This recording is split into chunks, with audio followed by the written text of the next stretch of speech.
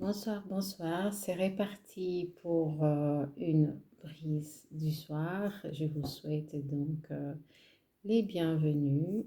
J'aimerais représenter un livre que j'avais déjà eu à présenter.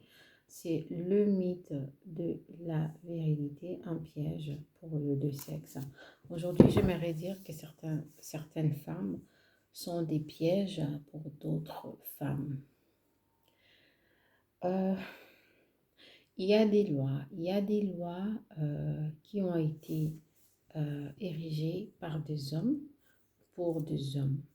Qu'est-ce que je vais dire par là? C'est-à-dire qu'on a pris certains contextes, on a fait en sorte qu'on puisse les malaxer, on puisse le manier, qu'on puisse les arranger afin que ça fasse ressortir donc une certaine image de l'homme et une certaine image euh, de la femme. Alors, moi, je ne suis pas conformiste, je suis totalement à côté de la plaque. Cela veut dire quoi? Cela veut dire que je ne partage pas les idées préconçues, je n'en ai rien à faire.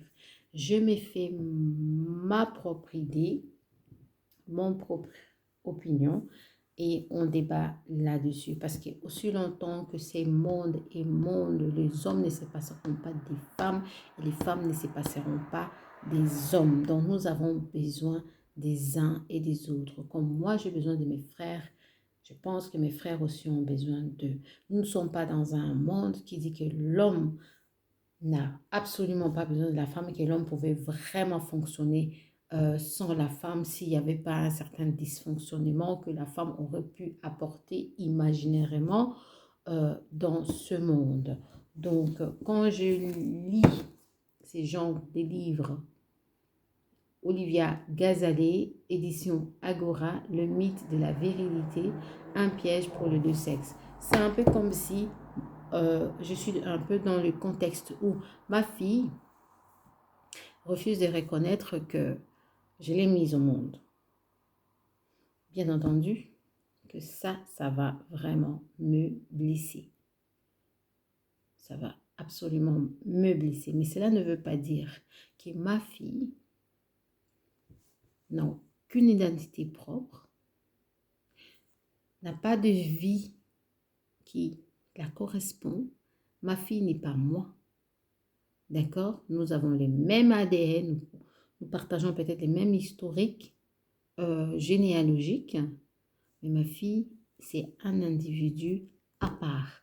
Moi, je partage l'idée selon laquelle c'est la société, sont les individus qui font la société, c'est pas la société qui fait l'individu. Voilà. Comme j'ai dit, je ne suis pas dans le conformisme. Et ce sont des idées comme ça qui sont vraiment préconçues, qui sont vraiment installées, qui font à ce que la femme elle-même, elle est l'ennemi de la femme qui veut s'épanouir. Elle est l'ennemi de la femme qui veut sortir de ce cliché préétabli. Parce que je peux vous dire, hein, vous êtes dans une famille, vous ne réfléchissez pas et vous ne pensez pas tous de la même manière.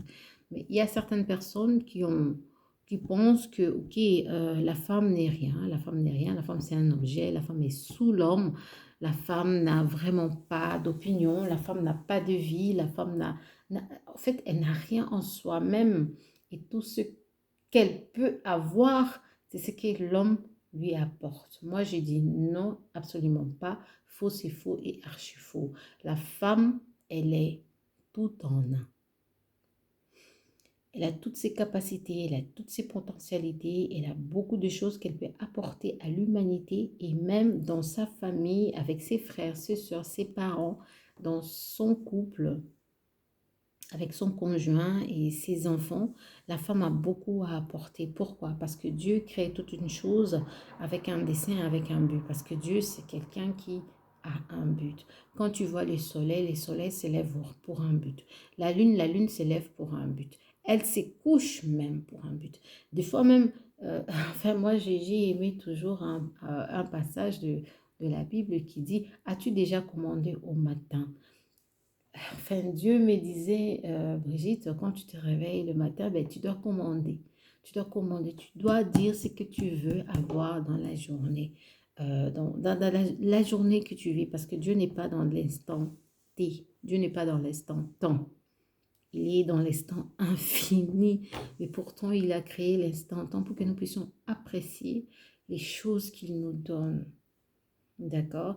Alors, il y a ces femmes qui ont eu une certaine éducation et je ne peux pas les blâmer parce que même la parole de Dieu, même par la parole de Dieu, je vais dire même la Bible a été utilisée pendant longtemps pour enfermer les femmes, pour les embrigader, euh, pour leur dire en fait qu'elles ne valaient rien, que c'était des sous-humains, c'était des sous-hommes, elles ne pouvaient pas réfléchir, qu'elles n'avaient aucune valeur, que rien de tout ça, rien de tout ce qu'elles étaient, rien de tout ce qu'elles mais même, en fait, pourquoi moi j'ai pu m'insurger?